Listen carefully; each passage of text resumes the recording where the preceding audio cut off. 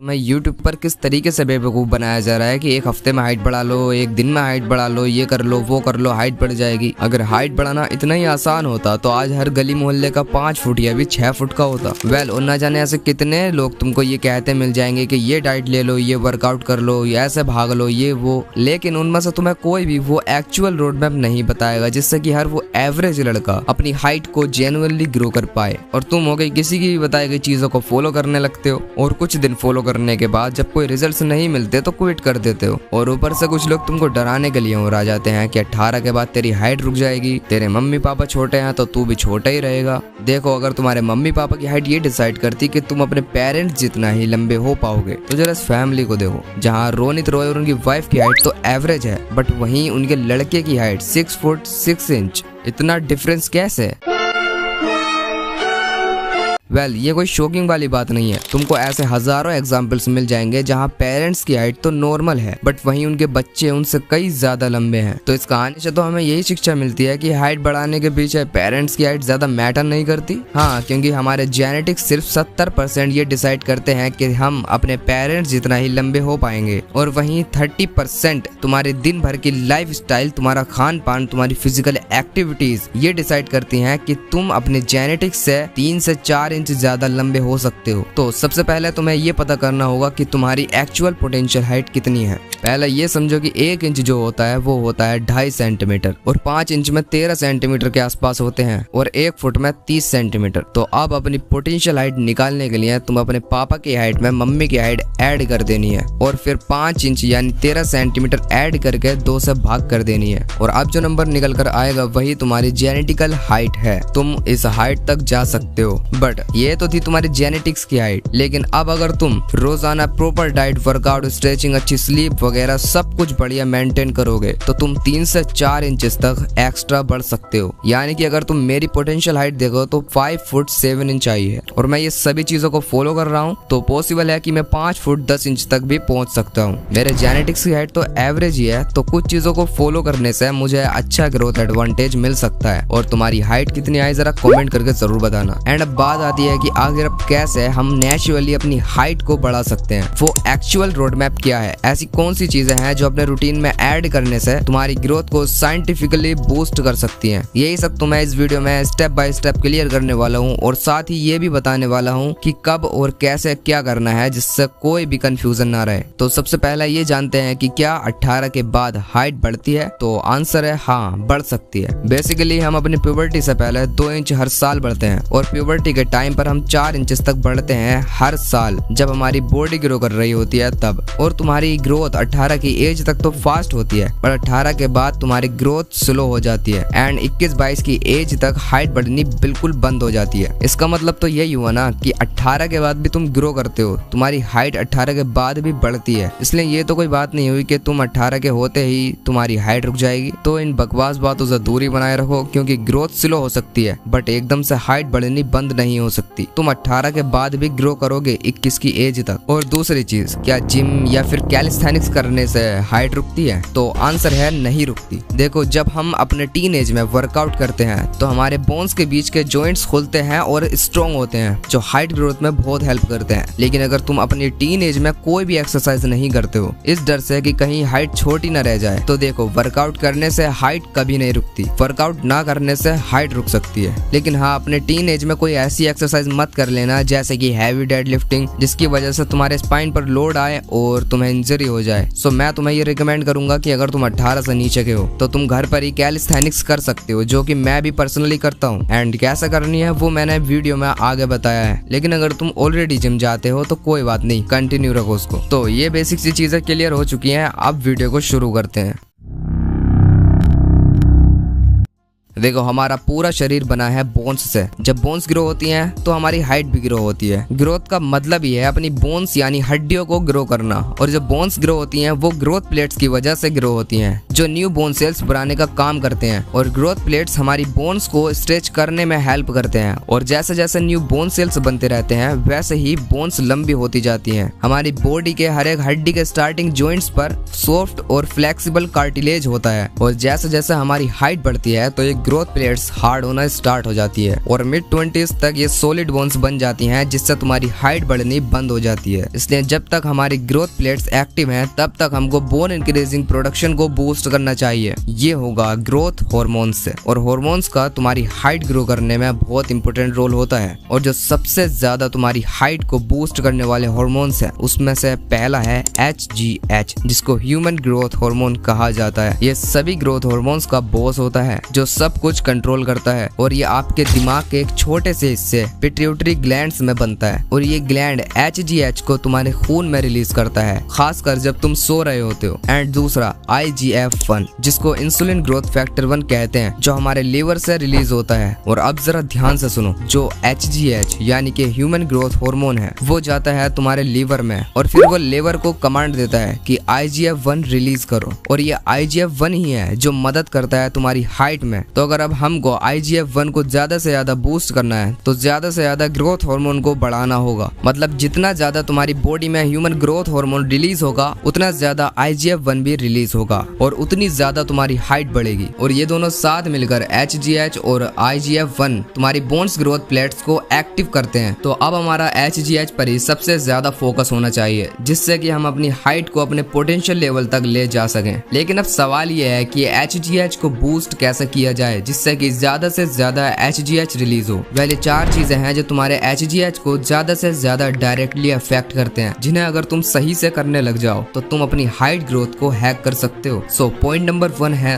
The core foundation यानी कि diet. देखो तुम्हारी बॉडी एक बीज की तरह है। जैसे एक बीज को ग्रो करने के लिए वाटर और सनलाइट चाहिए होती है, वैसे ही तुम्हारी बॉडी को एक अच्छी डाइट चाहिए। Protein, carbs, fibre, vitamins, healthy fats, magnesium, और जैसे जैसे तुम्हारे शरीर को ये न्यूट्रिएंट्स मिलेंगे वैसे ही तुम्हारी बॉडी में हार्मोन्स बनेंगे और तुम्हारी बॉडी ग्रो करेगी। कुछ फूड्स हैं जो HGH को नेचुरली बूस्ट करते हैं। पहला है प्रोटीन। तुम मानो या ना मानो, जो ये मिथ है कि प्रोटीन सिर्फ उन्हें ही लेना चाहिए जिनकी मसल बिल्डिंग हो रही है, जो वर्कआउट कर रहे हैं, जो जिम जा रहे हैं। तो देखो, प्रोटीन सिर्फ डोले शोले बनाने के लिए नहीं है। तुम्हारे ब्रेन की डेवलपमेंट, तुम्हारी ग्रोथ, तुम्हारे सोचने की क्षमता, इन सभी को प्रोटीन पर बेस किया गया है। अब आती है हमारी प्यारी सी इंडियन डाइट। अब पेरेंट्स हमें ऐसी डाइट खिलाते हैं और हम खाते हैं, तो इसमें गलती उनकी नहीं है, गलती हमारी है, क्योंकि उन्हें पता थोड़ी ना है। वो तो बस दाल, चावल, मटर, भिंडी, तुरई, बस इन्हीं चीजों को जानते हैं, और तुम उन्हें प्रोटीन के बारे में जाकर एजुकेट नहीं कर रहे। हमारी इंडियन डाइट में कार्बोहाइड्रेट्स, कार्ब्स इतना ज्यादा है कि हमारी बेली के अराउंड इतना ज्यादा फैट एक्सेस क्रिएट करते हैं, और हम दिखते कैसे हैं? एक उबले हुए आलू की तरह। तो ये अगर वीडियो कोई पेरेंट देख रहा है सो प्लीज अपने बच्चे की डाइट में प्रोटीन ऐड करो, और ये वीडियो अपने मम्मी पापा को भी जरूर दिखा देना, ताकि वो समझ जाए कि प्रोटीन कितना ज्यादा इंपॉर्टेंट है तुम्हारी ग्रोथ में। प्रोटीन में मौजूद अमीनो एसिड्स जो HGH को सही से रेगुलेट करने में हेल्प करते हैं। तो आपको ज्यादा से ज्यादा हाई प्रोटीन रिच फूड्स खाने चाहिए। लेकिन अब सवाल ये आता है कि आखिर हमको दिन भर में कितना प्रोटीन कंज्यूम करना चाहिए जिससे कि हमारा रोजाना अच्छे से प्रोटीन इंटेक पूरा हो सके। तुम्हारा जितना बॉडी वेट है उसी के अकॉर्डिंग 1 ग्राम पर kg खाना है। यानी कि अगर तुम 50 kg के हो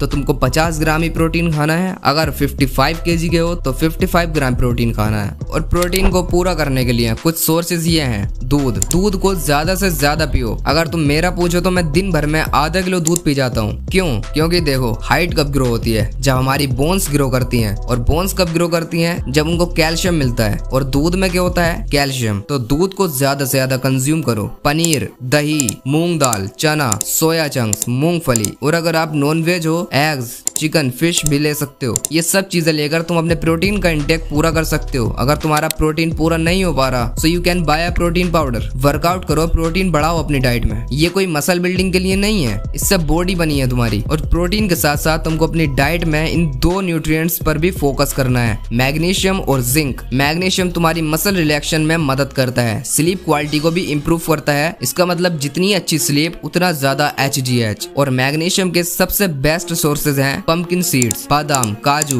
पालक, हरी पत्ते वाली सब्जियां, बनाना, दलिया, दाल, राजमा, चना, मसूर, इन सभी चीजों में तुमको मैग्नीशियम भर भर के मिल जाएगा। और जिंक तुम्हारी नॉर्मल ग्रोथ और डेवलपमेंट के लिए काफी अच्छा है, और HGH प्रोडक्शन में भी बहुत रोल प्ले करता है। और इसके बेस्ट सोर्सेज हैं नट्स, चना, राजमा, मसूर, मूंग दाल, पंपकिन सीड्स, मूंगफली, एग। और अगर अब तुम अपनी डाइट में इन 3 चीजों को मैक्सिमाइज कर दोगे तो तुमको अपनी हाइट में क्लियर ट्रांसफॉर्मेशन दिखने लग जाएगा। डेली कोशिश करना कि इनमें से कुछ चीजें तुम्हारी डाइट में जरूर होनी चाहिए। अगर तुम सीरियसली अपनी हाइट बढ़ाना चाहते हो तो इस लेजी लाइफस्टाइल में तो पॉसिबल नहीं है, जहाँ तुम सारा दिन अपनी गर्दन झुकाए फोन ही चला रहे हो, जिससे तुम्हारे पोस्चर पे बहुत इफेक्ट पड़ रहा है, जिसकी वजह से तुम्हारी हाइट ग्रोथ में दिक्कत आ सकती है। तो अपने फोन को थोड़ा कम यूज करो, ज्यादा एक जगह पर बैठे मत रहो और थोड़ा फिजिकल एक्टिविटीज भी करना शुरू करो, जो कि मैं अगले पॉइंट में बता रहा हूँ।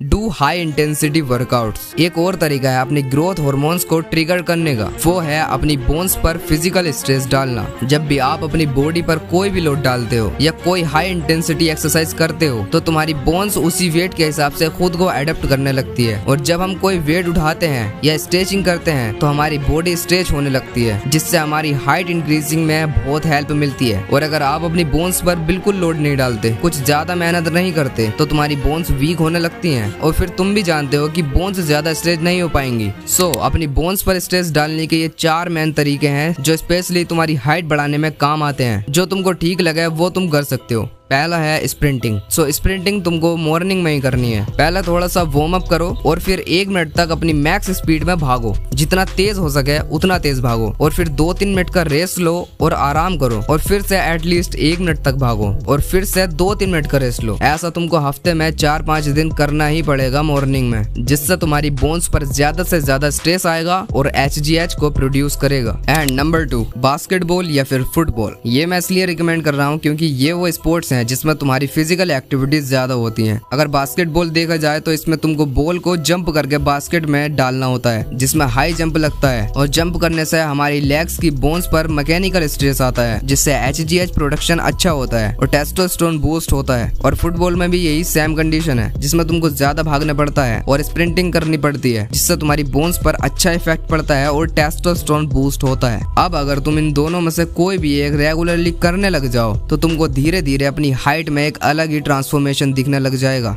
एंड तीसरा है हैंगिंग। इसके बारे में बहुत जगह तुमने ये सुना होगा कि लटकने से हाइट बढ़ती है, क्योंकि ये इकलौती एक ऐसी एक्सरसाइज है जो तुम्हारे पूरे बॉडी के पोस्चर को अपने शेप में लाती है और तुम्हारी कमर की स्पैन की हेल्थ के लिए भी काफी इफेक्टिव है। अगर तुम स्ट्रेचिंग के साथ साथ हैंगिंग को ऐड करते हो तो तुम्हारी पूरी बॉडी अच्छे से स्ट्रेच होगी, जिससे तुमको एक्स्ट्रा ग्रोथ एडवांटेज मिलेगा। और साथ ही तुमको कोबरा स्ट्रेच भी करनी है अपने बैक की स्पैन के लिए, जिससे तुम्हारा पोस्चर बेटर रहे। ये चीजें तुम्हारी हाइट को डायरेक्टली इंक्रीज नहीं करती, ये बस तुम्हारे पोस्चर को सीधा करती हैं, जिससे हाइट में अच्छा ग्रोथ एडवांटेज मिलता है। एंड फोर्थ है वेट लिफ्टिंग। देखो, अगर तुम जिम जाते हो और सोच रहे हो वेट लिफ्टिंग करने का, तो एक चीज का खास तौर से ध्यान रखना, ज्यादा हैवी वेट लिफ्टिंग को अवॉइड करना, खासकर अपने टीनेज में, क्योंकि जब तुम हैवी वेट उठाते हो तो तुम्हारे बैक स्पैन पर लोड पड़ता है। अगर वहाँ कुछ इंजरी हो जाती है तो लेने के देने पड़ जाएंगे, इसलिए ज्यादा हैवी वेट लिफ्टिंग को अवॉइड करो। मैं तुमको ये रिकमेंड करूंगा कि जब भी तुम वेट लिफ्टिंग करते हो तो थोड़ा मीडियम वेट से ही करना, क्योंकि वेट लिफ्टिंग से तुम्हारा टेस्टोस्टेरोन एंड HGH बूस्ट होता है, जिससे एक्स्ट्रा ग्रोथ एडवांटेज मिलता है। Point number 3, take 8 to 9 hours of deep sleep. इन सभी चीजों को करने का कोई भी फायदा नहीं होगा अगर तुम अपनी नींद को ही डिस्ट्रॉय कर देते हो तो, क्योंकि स्लीप ही तुम्हारे दिन भर की वर्कआउट और डाइट को रिकवर करती है। और जब तुम सो रहे होते हो तब ग्रोथ हार्मोन्स रिलीज होते हैं। जितना भी तुमने डाइट लिया है, वर्कआउट किया है, वो रात को सोते वक्त तुम्हारी बॉडी रिकवर करती है। तो इसीलिए तुमको अपने टीन एज में 8 से 9 घंटे की स्लीप जरूर लेनी चाहिए, खासकर अगर तुम 18 से नीचे के हो तो। लेकिन अब तुम में से कुछ लोग ये बोलेंगे कि भाई मेरे पास तो टाइम ही नहीं है, मैं देर रात तक पढ़ता हूँ, ये तो बहुत ज्यादा है। तो सुनो, अगर ज्यादा से ज्यादा हाइट बढ़ानी है तो ज्यादा सोना पड़ेगा। अगर तुमको 8 से 9 घंटे की एक अच्छी स्लीप लेनी है तो तुमको 10 घंटे तक बेड पर पड़े रहना होगा। यकीन मानो, अगर तुम अपनी टीन एज में 8 घंटे की डीप स्लीप नहीं ले रहे हो, तुम अपने अंदर के ग्रोथ हार्मोन्स को डिस्ट्रॉय कर रहे हो। और स्कूल के चक्कर में लगभग सारे बच्चे अपनी नींद खराब करते हैं। और दूसरी चीज, तुमको सोने से 2 घंटा पहले बिल्कुल भी फोन का यूज नहीं करना है, क्योंकि जब तुम रात को फोन चला रहे होते हो तो तुम्हारे माइंड को सिग्नल मिलता है कि अभी तो सोने का टाइम नहीं है, जागने का टाइम है। और इसी वजह से तुम्हारी नींद उड़ जाती है और तुमको नींद देर से आती है, इसलिए स्लीप को सीरियस लो। Point number 4, take sunlight. Sunlight क्यों लेनी चाहिए? सनलाइट तुमको इसलिए लेनी चाहिए क्योंकि इसमें तुमको विटामिन डी मिलता है जो कैल्शियम को एब्जॉर्ब करने में मदद करता है, जिससे हाइट ग्रोथ में हेल्प मिलती है, तुम्हारी बोन्स को ग्रो और स्ट्रॉन्ग करती है, और HGH ज्यादा रिलीज होता है, और स्लीप क्वालिटी भी इम्प्रूव होती है। बेनिफिट्स तो बहुत है, बट मेन चीज ये जान लो कि सही तरीके से सनलाइट कैसा लेनी है। तो तुमको सुबह किसी भी टाइम सनलाइट में बैठ जाना है, खासकर 10 बजे से पहले, क्योंकि इस टाइम ज्यादा तेज धूप नहीं होती जिससे तुम काले भी नहीं पड़ोगे। बस तुमको डेली 10-15 मिनट तक बैठना है अगर तुम अपनी हाइट में और अच्छा ग्रोथ में इम्प्रूवमेंट चाहते हो तो। एंड इन सभी चीजों को मेंटेन कर लो भाई, फिर देखना तुम्हारी हाइट बढ़ने से किसी का बाप भी नहीं रोक सकता। चलो ये थी वो अपनी रूटीन में ऐड करने वाली चीज है, लेकिन अब जो तुम्हारा रूटीन जो अब चल रहा है रिसेंटली, वो तुम्हारी हाइट कभी नहीं बढ़ने देगा, क्योंकि तुम मजे मजे में कुछ ऐसी चीजें खा रहे हो जो तुम्हारी ग्रोथ को डायरेक्टली डिस्ट्रॉय कर रही है। और सबसे किलर चीज है sugar, the killer of your testosterone. चीनी खासकर हमारे इंडियन डाइट में भर भर के मिल जाती है, स्पेशली जब हम जंक फूड वगैरह खा रहे हो। तुम मानो ना मानो, sugar is the biggest cause of your testosterone deficiency. Sugar is the biggest cause of your cortisol. अब ये कोर्टिसोल क्या है? स्ट्रेस हार्मोन, जिससे एंजाइटी होती है। तुम्हारा कोर्टिसोल जैसा ही हाई होगा